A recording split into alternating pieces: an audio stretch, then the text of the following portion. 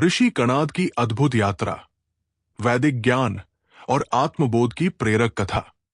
बहुत समय पहले भारत की पवित्र भूमि पर एक बालक जन्मा जिसका नाम कणाद था। उसका हृदय बचपन से ही ज्ञान की खोज में लीन था।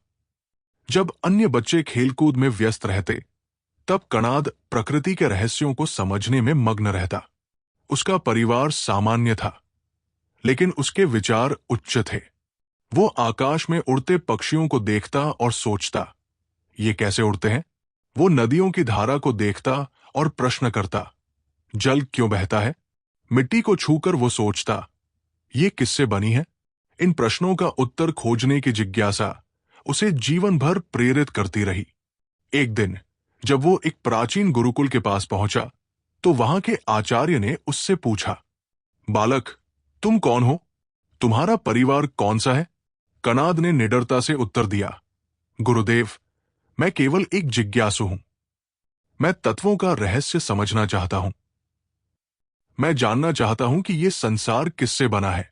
गुरु उसकी सत्यनिष्ठा और ज्ञान की भूख से प्रभावित हुए और उसे शिष्य के रूप में स्वीकार कर लिया।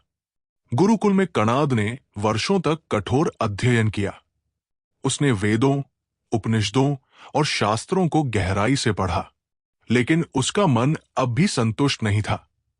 वो चाहता था कि संसार के सभी पदार्थों की मौलिक प्रकृति को जाने।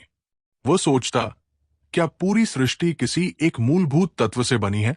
एक दिन जब वो भोजन कर रहा था, तो उसके हाथ में अन्न का एक दाना रह गया।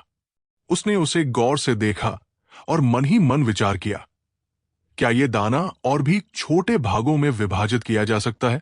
वो उसी क्षण उठ खड़ा हुआ और प्रकृति का अध्ययन करने के लिए चल पड़ा। उसने पत्थरों को तोड़ा, लकड़ियों को घिसकर देखा, जल की बूंदों को महसूस किया। दिन रात उसने इस पर चिंतन किया।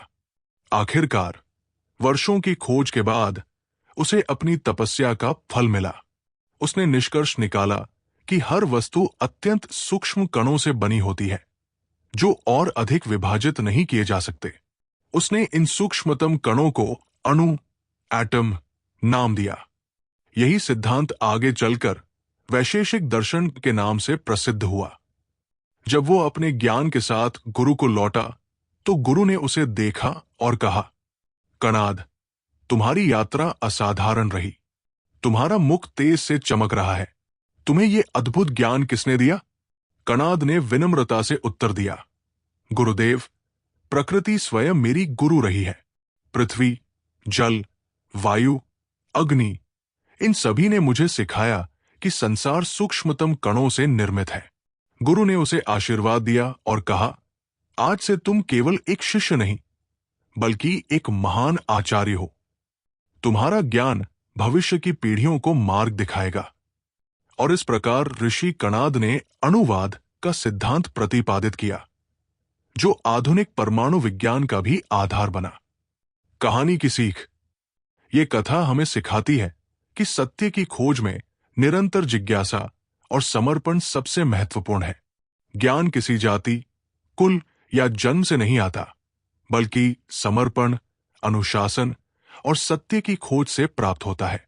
ऋषि कणाद की ये यात्रा हमें यह भी सिखाती है कि प्रकृति स्वयं एक महान गुरु है।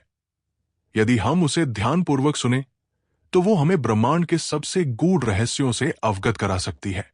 यदि ये कथा आपको प्रेरणादायक लगी हो, तो इसे लाइक, शेयर और सब्सक्राइब करें और कमेंट में हमें बताएं कि आप किस अन्य महान ऋषि की कथा सुनना चाहते हैं। धर्म संवाद जारी रहेगा। सत्यमेव जयते।